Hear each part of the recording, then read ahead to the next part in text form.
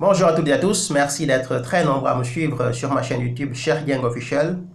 J'essaie souvent de commenter l'actualité en donnant mon modeste point de vue par rapport à des événements qui se passent dans le monde. C'est avec tristesse que je viens ici faire cette vidéo, parce qu'hier j'ai appris dans la presse que M. Paul Biya, président du Cameroun, a donc été élu président de ce pays, donc a gagné les élections avec 71 et quelques % des voix. Donc, Paul Biya va bientôt briguer son 7e mandat à la tête du Cameroun. 7e mandat à la tête du Cameroun.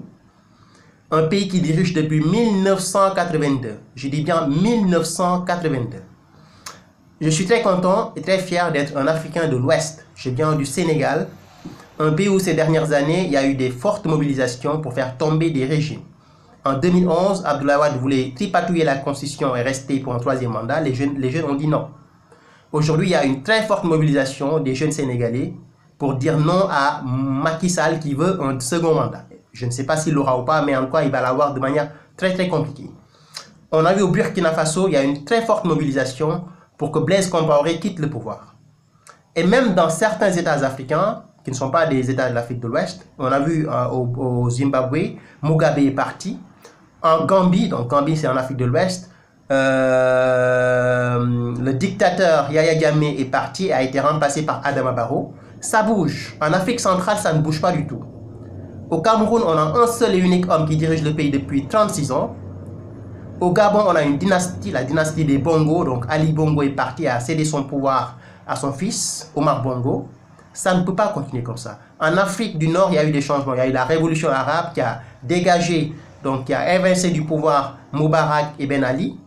Il faut que ça bouge aussi. Et malheureusement, ce n'est pas le cas. Donc, il faut impérativement que les jeunes de ces pays-là se lèvent et réclament la destitution, le départ de ce monsieur qui est Paul Biya. Il faut que l'armée participe à ce jeu. Parce que je pense qu'aujourd'hui, la situation du Cameroun est que tant que l'armée ne réagit pas, tant que l'armée ne fait rien, Paul Biya va mourir au pouvoir. Et s'il quitte le pouvoir, vous allez voir, son fils ou bien un de ses proches va le remplacer. On n'est plus dans une république, on n'est plus dans une démocratie. Les choses ne peuvent pas continuer comme ça au Cameroun. Les jeunes, je sais qu'ils sont en train de se mobiliser, mais il faut que la mobilisation soit encore beaucoup plus forte, beaucoup plus violente, que ça attire l'attention de tous les médias du monde, comme ça a été le cas lors de la révolution arabe, comme ça a été le cas donc, au Burkina Faso, comme ça a été le cas au Sénégal en 2011. Il faut que les choses bougent.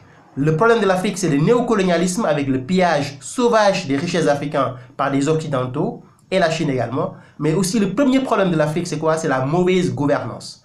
On ne peut pas se développer avec des États qui sont au pouvoir avec des chefs d'État, qui sont au pouvoir depuis plus de 30 ans. Ce n'est pas possible. Il faut qu'il y ait des changements. Il faut qu'il y ait du sang neuf. Il faut qu'on donne le pouvoir à des jeunes qui sont compétents, ambitieux, qui peuvent faire changer les choses. Ce qui se passe au Cameroun est une honte pour l'Afrique, et une honte pour l'Afrique noire, et une honte pour tous les démocrates que nous sommes. Paul Biya doit partir et doit partir vite. On ne peut plus accepter cela. On n'est plus dans une république, on est dans une monarchie. Et ce qui se passe au Cameroun, c'est une véritable dictature, un totalitarisme qu'il faut condamner avec le dernier mot. Merci, à très bientôt. Au revoir.